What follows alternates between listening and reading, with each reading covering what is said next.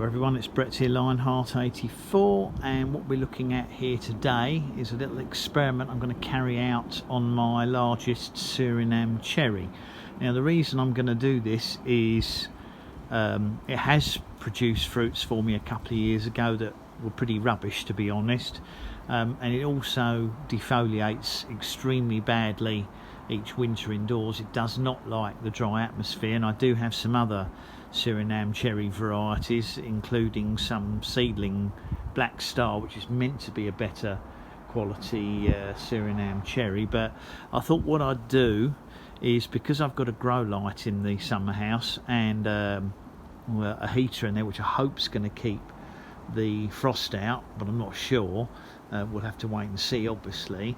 I've decided to put this plant in the summer house because I've managed to reorganise the summer house. So despite the fact that obviously I've got a load of all the citrus in there, there is room for putting this Surinam Cherry in. Now interestingly, it did actually try and flower a month or so back. Obviously the fruits didn't set and they won't have developed because it's autumn, but I think that if this is given a cool rest over winter, provided it survives and doesn't get killed off by the cold, that's the other part of the experiment. I believe Surinam cherries are actually quite hardy and possibly even able to survive a frost, but I certainly wouldn't want to risk this plant outside because, you know, it did cost a fair bit of money originally, and it's quite a large sized plant. But I think it's an unnamed variety or a seedling grown plant from the grower that it originally came from, because the fruits, as I said, were pretty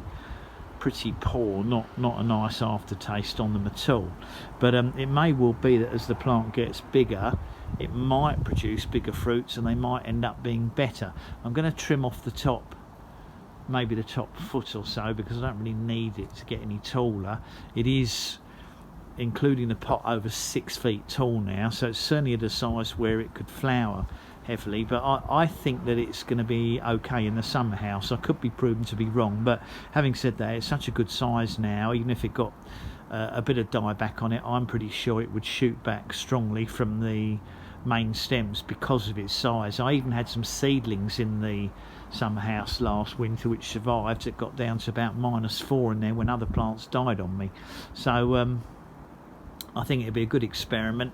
There is just about room for it, and it's going to be at the front, so it'll get plenty of light, and it just gives me a little bit more leeway then with what I can get into the house, because where some of my tropicals have grown this year, I'm obviously having a struggle getting them into the house anyway.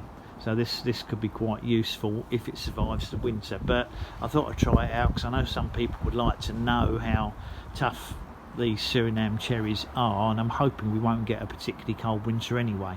So I shall get this into the summer house, and obviously we'll be able to do updates on it over winter to see if it suffers any dieback and just how cold our winter gets. Thanks for watching the video. Please give me a thumbs up, subscribe to my channel of course, share the video if you think anybody else would like to know, and click on that bell if you like updates on new videos when they come out, which will of course include my Surinam Cherry updates. Catch up with you all soon. Brett out for now.